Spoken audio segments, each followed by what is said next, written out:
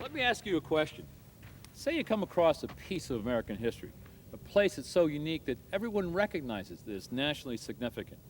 There are even strong economic reasons why the protection and preservation of such a place is important. And yet, no one has the money to accomplish that task. What do you do? Pretty tough question, huh? Well, today, you could probably travel to any community in America and find such a place. A place deserves protection and preservation, and yet the resources to accomplish that just aren't there. We used to be able to look to Washington to accomplish those goals, but today, with a massive national debt and a desire for a smaller government presence in our communities, Washington probably isn't the place to look for today. But there is hope. First of all, we have to be creative about how we solve these problems. Secondly, we have to look at the preservation and protection of these very valuable resources from a slightly different perspective. And finally, we have to realize that we can't do it alone. Now, the National Park Service and some very visionary friends have come to understand that. And they developed a concept called the National Heritage Corridor. National Heritage Corridor is a place where the federal government doesn't own any government land, doesn't own anything. That's a unique concept all in itself. But it accomplished its task of preservation and protection through partnerships, strategic alliances, cooperative agreements, with a vast array of local resources that we have in our own communities. State and local agencies, historical societies, educators, industrial development corporation, tourism councils, chamber of commerces, and a lot of good-hearted public citizens, all chipping in to preserve and protect those things that are so important to our culture and our history. Now, you're probably tired of hearing me discuss it, so let's meet some people who are intimately involved with the Blackstone River Valley National Heritage Corridor and show us how this concept can work.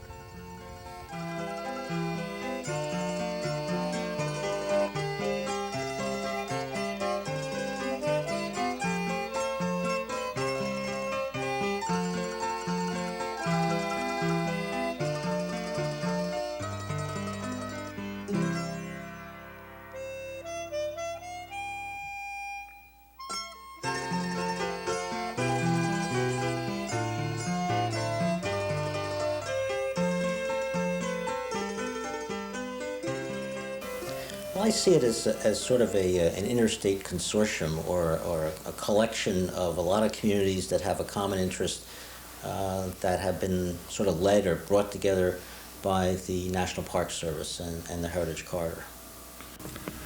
If I were to use one sentence, I would say it may be the most important economic development project in many, many years in the city of Woonsocket.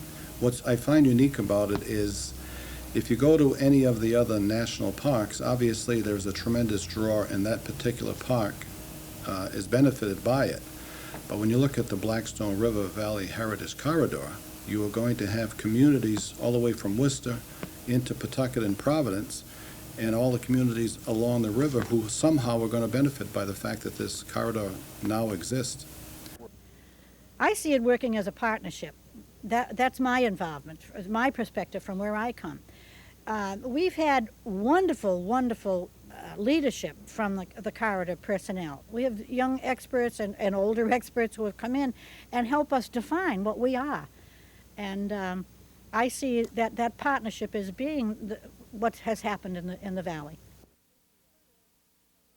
The corridor creates enthusiasm among people within the valley and really gives the opportunity for people to do what they've kind of always wanted to do. We have, the corridor works with schools, works with nonprofit groups, works with towns, communities, municipal governments, and talks with them about ideas about historic preservation, about singing the praises of what's happened within their community, about protecting natural resources, vital natural resources, the river itself, about cleaning up the river, improving water quality, creating a greenway.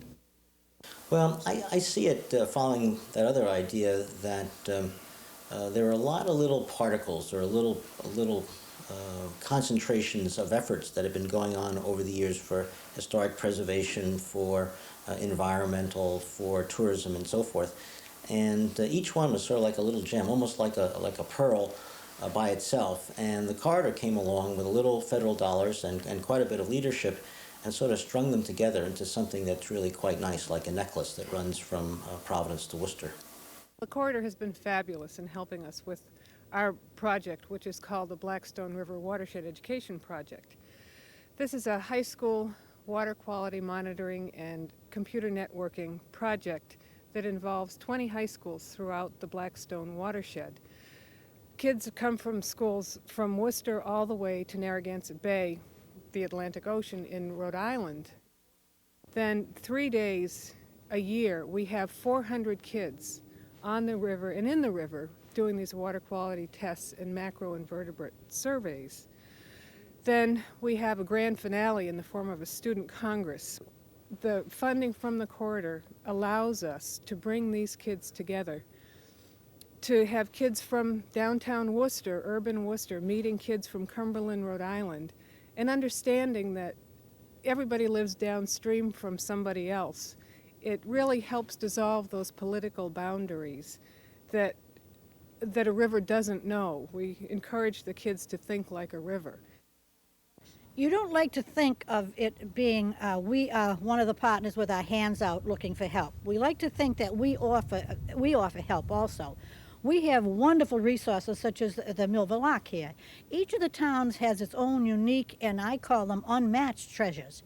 Well, we had that to share. And we also had the working knowledge of the people who have always lived in the valley, or those people new to the valley who were really interested in it. Millville has really benefited because we have received financial help from the corridor. All of it has been matched by our local funding, and that brings in the true meaning of the partnership. It's helping us to preserve what we have. As far as the city of Woonsocket, I mentioned the boat, which has been a very important thing. In fact, this particular year, we had a group from the National Trust who came, who were in Boston for a convention, and they heard about the boat and the Blackstone River, and they set up a separate tour, and about 35 or 40 people came in. They rowed the boat. I gave a little history of what had taken place, and when I was leaving, a lady handed me her card, and she said, "I'm the mayor of Winston-Salem, North Carolina." And I'm sure she never would have come to Woonsocket, nor even heard of Woonsocket, were it not for the corridor and the boat. So that's what this corridor can do. It brings people who have never heard of our city, who are now coming here to look us over. And very shortly, we're going to have a new museum in the city of Woonsocket. It's called the Ethnic Labor Museum, and it's going to tell the history of the Blackstone River. It's going to tell how industry began to evolve along the river because of the great power source that the Blackstone River provided. And as a result, we are going to have a first-class museum.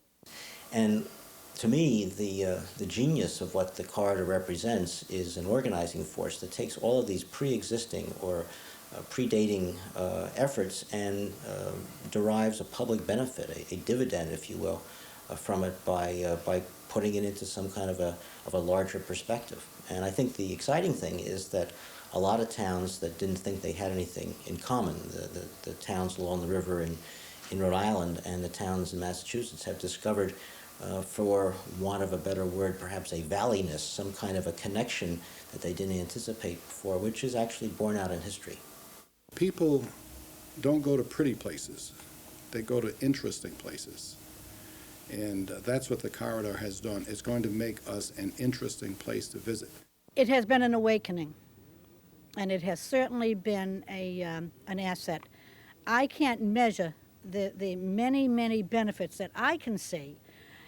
First of all, people, when I say they've become aware, they have truly become aware. We have many, many people coming to this site, for instance, who would never have been here if somebody had first not identified it and then helped us to open it up to the public. And that's what's happened all along the Blackstone River and therefore all along the corridor. We have become a place to be. We are a special place, and we're bringing people in here to appreciate that and let us share it with them. That's how I see it. Let's see how this whole concept came together. and enjoy the beauty and the uniqueness that makes the Blackstone Valley a place we want to preserve and enjoy.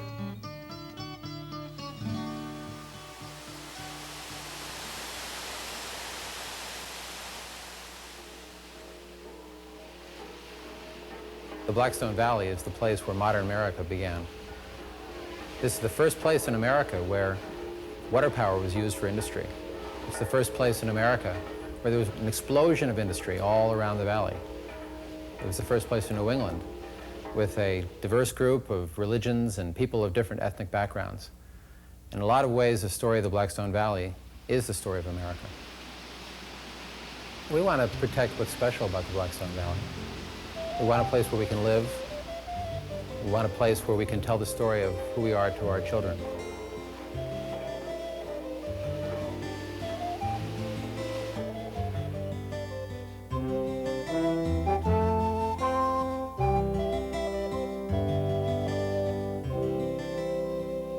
In 46 miles from Worcester, Massachusetts to Providence, Rhode Island, the Blackstone River flows through landscapes from another era. Today, an effort is underway to preserve this heritage before it vanishes forever. People in the valley are making a choice to build on their past and retell a story that is vital to America's history. This valley has justifiably been called the birthplace of the American Industrial Revolution. It's a site that lends itself well to water-powered manufacturing. The Blackstone River was available to be harnessed. There was also an abundance of capital in Providence, Rhode Island, much of it shifting from maritime trades. And this area had skilled workers. It also had an available workforce on farms who were willing to come into the factories and work in low-skilled jobs for modest wages.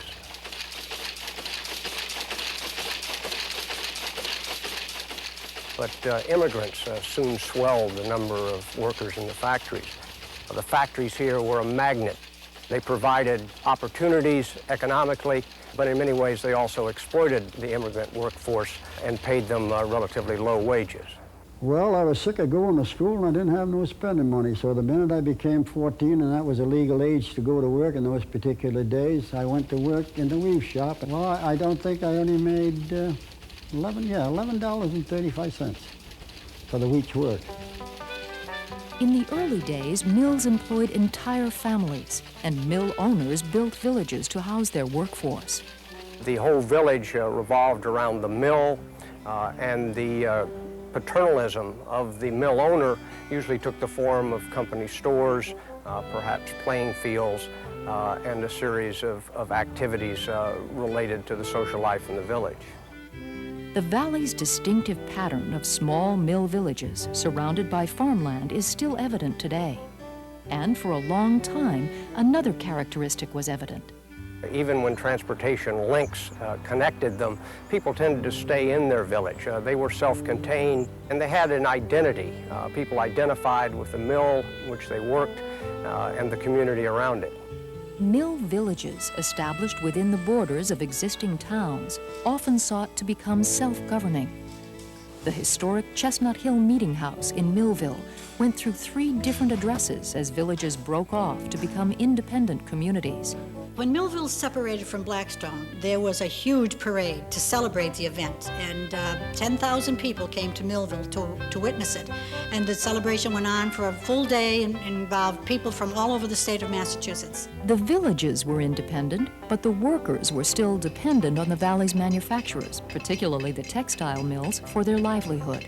They were water-powered, those mills. They had one belt that drove the whole mill. Most people were kind of lip readers in those days, I would say. Like, they could talk to you halfway down the room. There's all that noise going on, and they didn't realize they were reading lips, so they just knew what they were saying, that's all.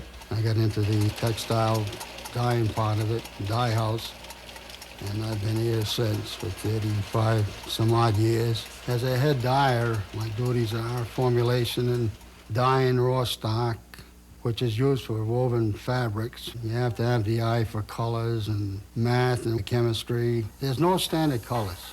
The colors are as vast as the spectrum. There's variations from one thousandth to the other. A good dye is hard to come by. It's just a dying out industry, which is real scarce now. There's a few mills around, but very scarce. Only a few working textile mills remain today, and farms are giving way to suburbs. But there are people fighting to preserve the rural heritage. Leona Dona came to the Blackstone Valley from Canada in 1921.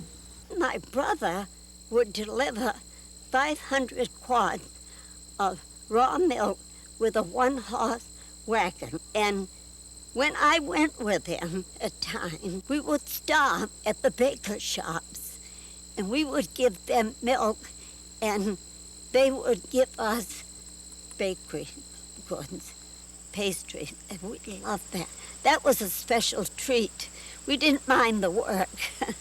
Free Grace Marble, a stonemason from Andover, founded one of the first farms in this part of the Blackstone Valley. I came to the farm as a bride in 1932 during Depression. We all worked together. We'd all pick the apples, harvest the garden. I'd mow hay with a team of horses. I did just about everything. When I came here, I realized the historical value of a farm. I started researching and realized that this was a farm that should be preserved for future generations and everyone to enjoy. Farms like Leona's are part of the unique cultural landscape that has endured in the Blackstone Valley, in contrast to so many places where the sense of local character has been lost. The suburbs have covered a lot of open land in America, but in the Blackstone Valley, you can still find tightly clustered working-class communities, and all around that, open space for miles. On the hilltops, old colonial crossroad villages. You can still see the old Indian trails. You can still see the historic villages. We're trying to keep that here, and we think we can do it by working together. Working together is the key, but cooperation was not a tradition among towns proud of their independence. All the little villages along the Blackstone River were named after or run by the mills that all competed with one another. And there was certainly no area-wide cooperation. Basically what changed it was the recession in the late 60s. The recession hit the valley hard. Unemployment soared. The business leaders pretty much forced the issue of this is crazy, just thinking of your own town. The government's got to start thinking of the region-wide. We can't do it on our own. It took business leaders and residents of the towns to come together with that concept and really move to bring it forward. And in the late 1970s, it really took hold. I think you would find, if you went back, that's where it began. And it's still, the regionalization effort is still going on. In both Rhode Island and Massachusetts, there were people who wanted to preserve the valley's heritage and who saw that a cooperative effort was needed. They reached across state lines. They put together a plan. They got the National Park Service to come out and do a study. Is the Blackstone Valley something important enough to protect? Well, the Park Service study came back and it said it really was. It was a maze, the birthplace of the American Industrial Revolution, an important river system, land use still intact from hundreds of years. But the Park Service really couldn't figure out how to save this place, how to solve the problems. It took the local people again to figure that out. Community leaders went back to Congress with the Park Service study and a plan for the valley. This was the first step toward designating the Blackstone River Valley as a National Heritage Corridor and creating the National Heritage Corridor Commission charged with preserving the cultural landscape of the valley. The Corridor Commission, as it exists, has been very helpful, one, in organizing an overall plan so that all the communities are working in, not only in tandem, but not duplicating each other. Here in Valley Falls in particular, there's been a lot of pride in the fact that the Valley Falls Park is being highlighted, and what we're trying to do is explain to visitors to the site and to the corridor exactly how a mill, a single structure, regardless of how big it is, basically helps a small community develop. And was for a long time critical to its survival. The presence of National Park Service rangers is one sign of the historical importance of the valley. They are a resource for schools, teaching area children about their own history. Young people will determine the future of the Blackstone River Valley. Student volunteers help Friends of the Blackstone with river cleanups. On April, we organized our first cleanup on Earth Day. We had 65 volunteers and we cleaned up 40 tons of tires. The river needs a lot of help. I wanted to see it be nice and clean. You could see the bottom. We've cleaned out about 60 tons since Earth Day. We had a cleanup in 5 different communities. We cleaned up appliances, building material, tires, I mean, you name it, it's in the river. Red velvet chairs, everything's in it. The Heritage Corridor Commission is working with Friends of the Blackstone to help people, particularly young people, appreciate and enjoy the river. It seems like most people from my generation have this stereotype of the river that it's still polluted. And we have to break this stereotype if we want our program to be successful. And I think bringing kids on the river is going to be the best way to accomplish that. One of the most ambitious efforts along the Blackstone is the development of a greenway, which will be composed of natural and cultural areas along the entire length of the river from Worcester down to Providence. People will be able to use the greenway in a number of ways. They'll be able to walk it, they'll be able to bike it, they'll be able to go in their canoes. And it'll provide a variety of recreational experiences and ways where people can learn the history of the Blackstone Valley for its entire length. In Uxbridge, the people there had an old, broken down auto graveyard. Oil was leaking into the ground, cars were junk. The state helped the town by purchasing the land. By selling the junk cars, they got enough money to reclaim that area, and now you have a beautiful park of what used to be a wasteland. And up and down the Blackstone River, this is our experience. When the Crown and Eagle Mill was devastated by fire, local efforts had it rebuilt as housing and preserved its historic character. Today, the Corridor Commission is a catalyst for local and state action. It helps preserve significant landscapes and structures in the valley, like the Chestnut Hill Meeting House and Leona Dona's farm. The Commission also provides expertise in researching and telling the story of historic resources and in land use planning.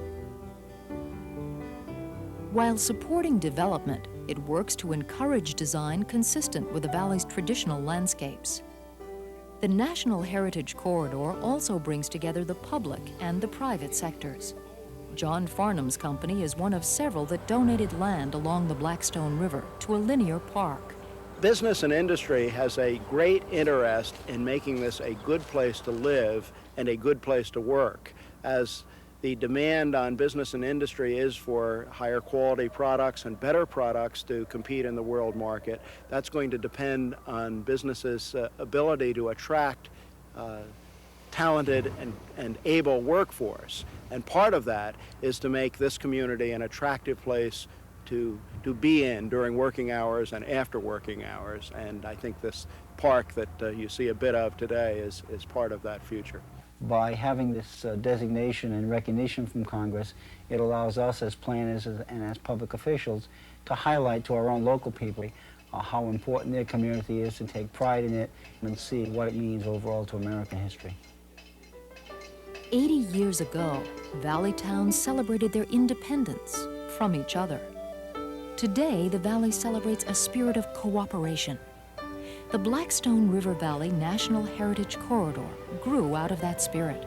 There is definitely a sense of Blackstone Valley today that never existed before. People now identify themselves as coming from the Blackstone Valley. I think it's great to see all this revival of the natural history. And I'm glad that this is included in the Blackstone Valley Heritage Corridor. It's a real slice of America. It's not a museum in the sense of static where nothing happens, but it's alive, and you can hear industry working, you can see water wheels moving. It's just great. You know, the Blackstone Canal opened in 1828, but it wasn't long after then the railroads followed. 1830, the first railroad was built in America, the Baltimore Railroad. Of course, these were pretty crude railroads in those days. They didn't even have rails the way we think of them today. They were just long wooden boards with straps of metal on them, and very, very uncomfortable to travel in. By the 1850s, railroads were really here to stay. They had built a railroad all the way from Boston to Albany. They had built the Providence-Worcester Railroad.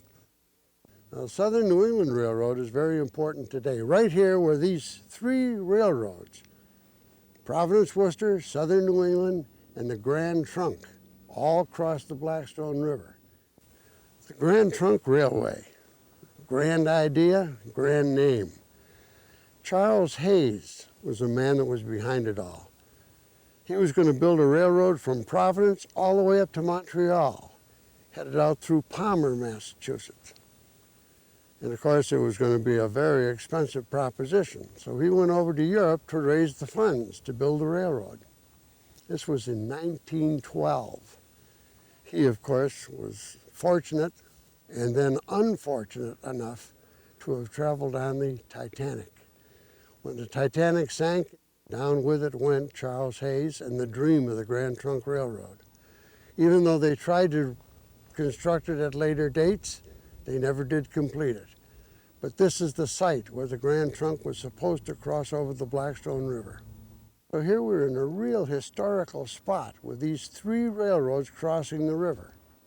Now, fortunately, we're able to make use of the right-of-way of the Southern New England Railway. That's going to become one of our trails. We have lots of trails in the Blackstone Valley, and this is going to become one of the newest ones. And there are a lot of people that are working together to make these things happen. Not only do we have the Blackstone River National Heritage Corridor Commission, but we have the Massachusetts DEM. We have the Metacomet Trust. Metacomet Trust are the people that raised the money to save the Blackstone Gorge. And now they're trying to raise money to plank over the old bridge so they can continue this trail along the Southern New England Railroad bed. Anyway, this is Dick Kleber, National Heritage Corridor, National Park Service. Hope to see you on the trail someday.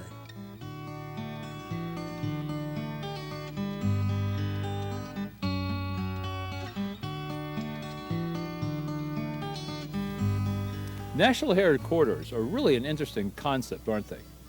Already, Congress has approved 5 such entities, and they range from the Illinois-Michigan Canal National Heritage Corridor in Illinois to the Lehigh-Delaware National Heritage Corridor in southeastern Pennsylvania to the brand new Quinebaug-Shetucket River Valley National Heritage Corridor in Connecticut.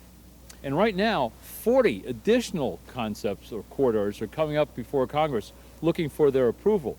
So you can see that the concept is catching on. And a National Heritage Corridor really is the cutting edge of where the future of the National Park Service is going to be. The federal government can reduce costs and still preserve and protect its natural resources through building partnerships with the many organizations and groups within their communities. It's a fantastic concept, but partnerships, they aren't easy. They require a lot of hard work, they require a lot of hours, and they require a lot of energy. But in the long run, they are far more substantial toward protecting those things that we hold dear, because the commitment of all the parties is so much more stronger. Rivers get cleaned, old mill buildings come to life either as housing or as homes for compatible businesses. It's a good form of American ingenuity coming to life. Well, this has been Park Ranger Chuck Arding, the Blackstone River Valley National Heritage Corridor, saying, we hope to see you in the valley.